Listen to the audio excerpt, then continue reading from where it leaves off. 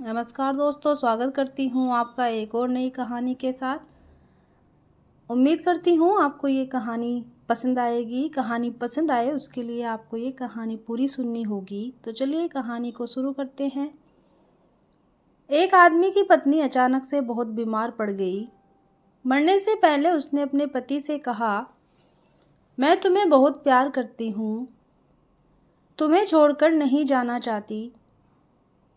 मैं नहीं चाहती कि मेरे जाने के बाद तुम मुझे भुला दो और किसी दूसरी औरत से शादी करो। वादा करो कि मेरे मरने के बाद तुम किसी और से प्रेम नहीं करोगे, वरना मेरी आत्मा तुम्हें चैन से जीने नहीं देगी। और इतना कहकर वो चल बसी। उसके जाने के कुछ महीनों तक उस आदमी ने किसी दूसरी औरत की तरफ देखा तक नहीं। पर एक दिन उसकी मुलाकात एक ऐसी लड़की से हुई जिसे वह चाहने लगा।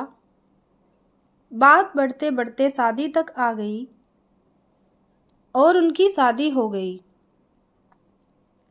शादी के ठीक बाद आदमी को लगा कि कोई उससे कुछ कह रहा है। मुड़कर देखा तो उसकी पहली पत्नी की आत्मा थी। आत्मा बोली, तुमने अपना वादा तोड़ा है, अब मैं हर रोज़ तुम्हें परेशान करूंगी, हर रोज़ तुम्हें परेशान करने आऊंगी। और इतना कहकर वो गायब हो गई। आदमी घबरा गया। उसे रात भर नींद नहीं आई। अगले दिन भी रात को उसे वही आवाज़ सुनाई दी, मैं तुम्हें चैन से नहीं जीने दूंगी। मैं जानती हूँ कि आज तुमने अपनी नई पत्नी से क्या क्या बातें की हैं।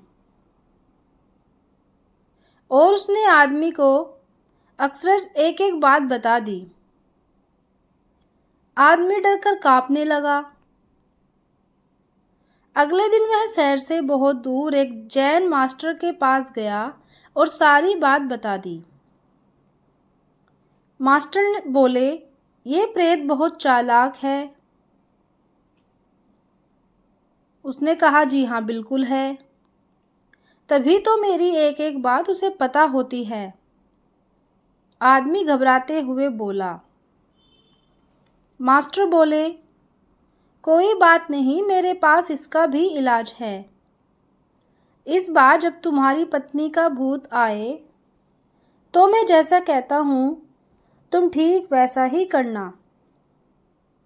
उस रात जब आत्मा वापस आई तो आदमी बोला, तुम इतनी चालाक हो, मैं तुमसे कुछ भी नहीं छिपा सकता। और जैसा कि तुम चाहती हो, मैं अपनी पत्नी को छोड़ने के लिए भी तैयार हूँ। पर उसके लिए तुम्हें एक प्रश्न का उत्तर देना होगा, और अगर तुम उत्तर न दे पाई तो तुम्हें हमेशा हमेशा के लिए मेरा पीछा छोड़ना होगा। पत्नी का भूत बोला, मंजूर है, पूछो अपना प्रश्न। आदमी ने फौरन जमीन पर पड़े बहुत सारे छोटे छोटे कंकड़ अपनी मुट्ठी में भर लिए और बोला, बताओ मेरी मुट्ठी में कितने कंकड़ हैं। और ठीक उसी समय भूत गायब हो गया। कुछ हफ्तों बाद वो एक बार फिर से जैन मास्टर के पास उनका शुक्रिया अदा करने पहुंचा।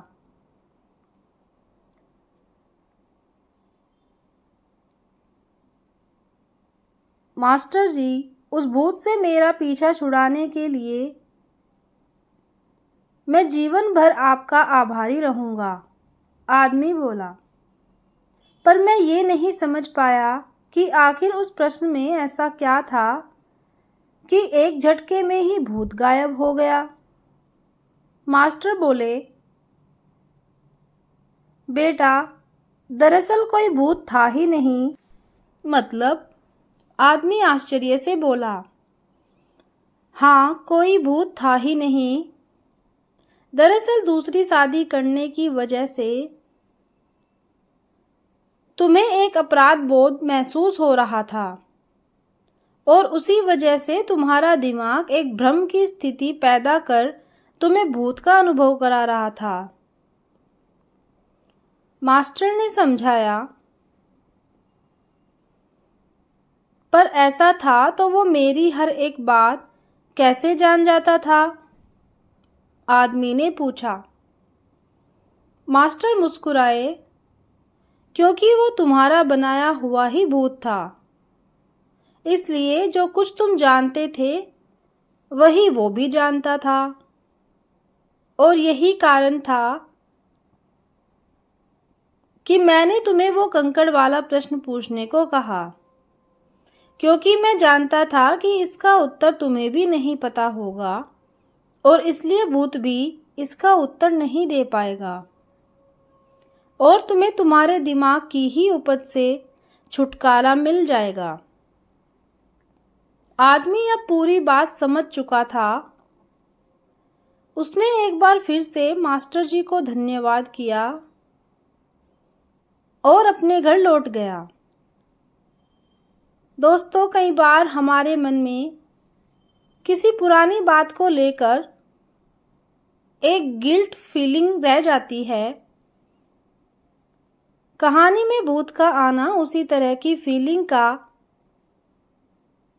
एक एक्सट्रीम फॉर्म है, पर अधिकतर मामलों में हम किसी पुरानी घटना को याद कर अफसोस करते हैं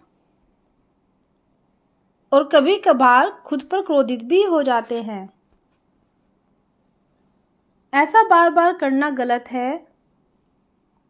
अपने भूत की वजह से अपने भविष्य और वर्तमान को बिगाड़ने में कोई समझदारी नहीं है।